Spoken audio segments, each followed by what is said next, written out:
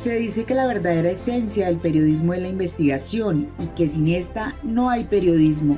Y Ricardo Calderón sí que sabe de eso.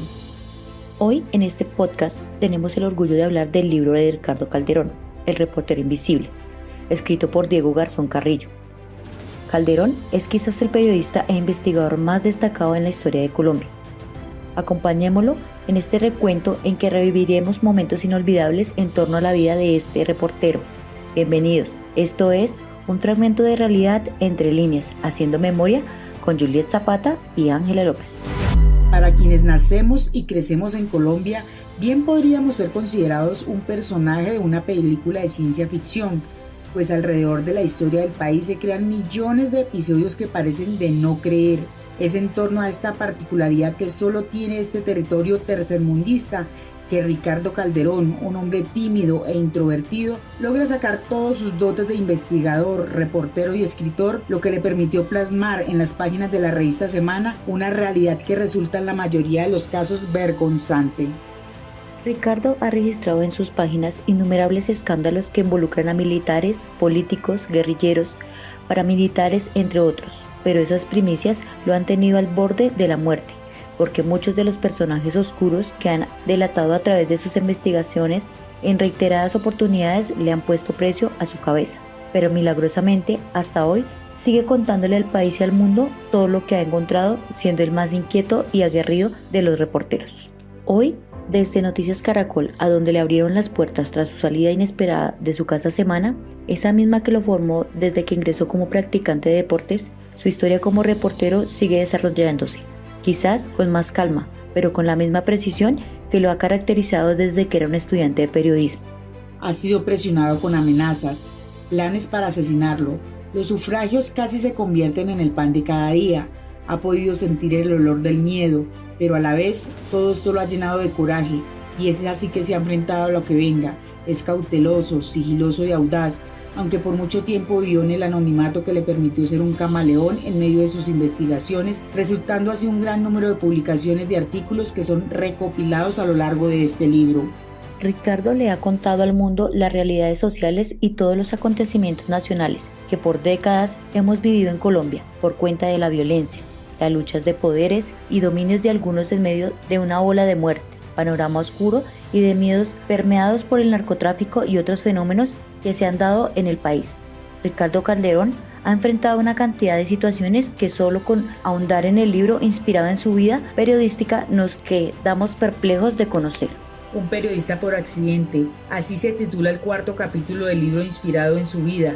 Desde niño todo apuntaba que iba a seguir los pasos de su padre, que fue policía. Creció en el Colegio San Luis de Suba, rodeado por hijos de oficiales, escuchando historias de tragedia y heroísmo. Luego con algunos de ellos se encontró en escenarios y momentos de su vida inesperados.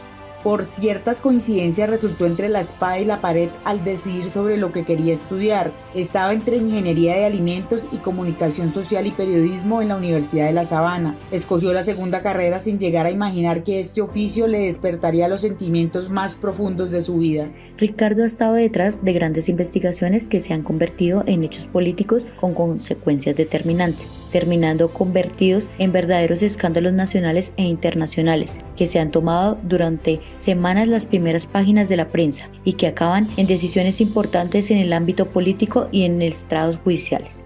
Por ejemplo, las chuzadas del DAS, el DAS y los paras y el DAS contra las cuerdas. Fueron tantas las investigaciones y escándalos frente a estas agencias del gobierno que un día la decisión fue cerrarla.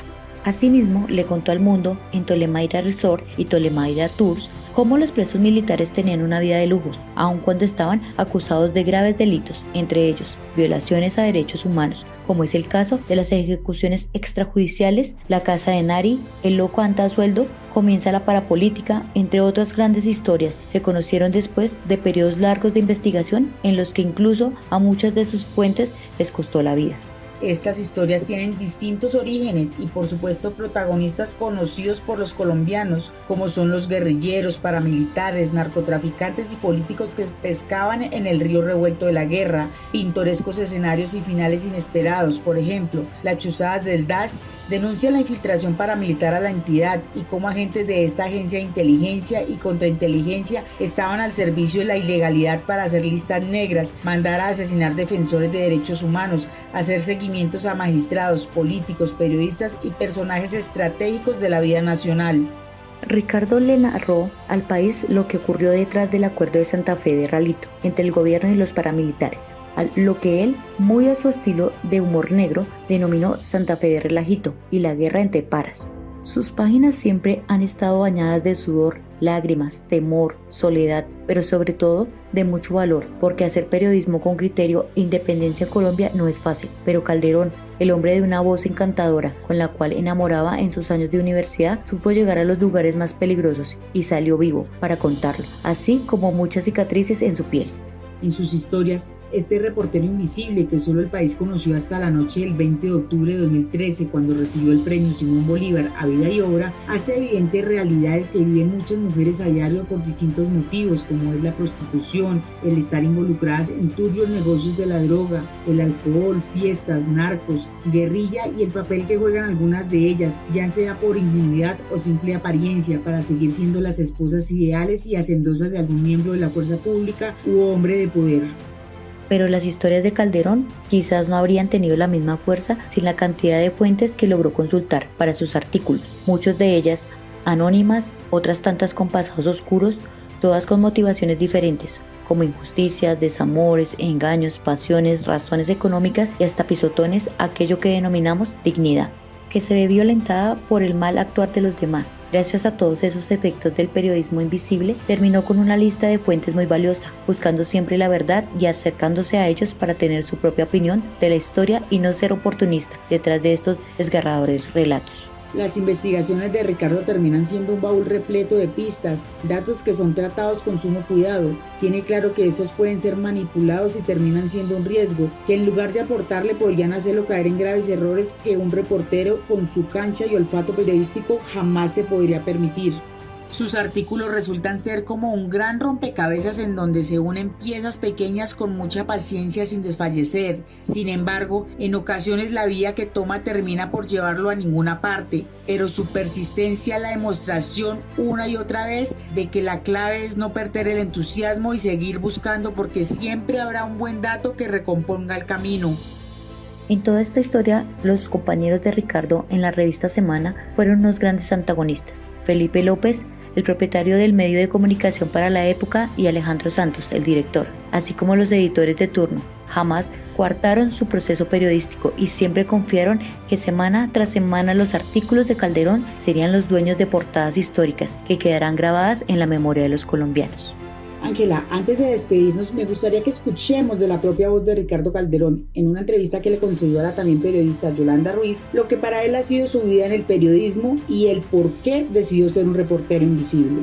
Eso tiene que ver un poco con la personalidad también. Yo soy extremadamente tímido, siempre, toda la vida, pero también por un tema práctico. Es decir, práctico me refiero un poco a muchas de las investigaciones ponen en riesgo las fuentes e implican ir a lugares en donde, si tú eres una persona, una figura muy pública, terminas inevitablemente arriesgando a la fuente. Yo solo hasta este año, básicamente, hasta el año pasado, salieron fotografías mías en algunos lados, pero durante 3 décadas no había una sola foto. Yo no tengo redes sociales de ningún tipo, y fotos mías hay desde bebé y ahora, pero esencialmente era por eso. Me daba cuenta que muchas de las fuentes se sentían mucho más confiados.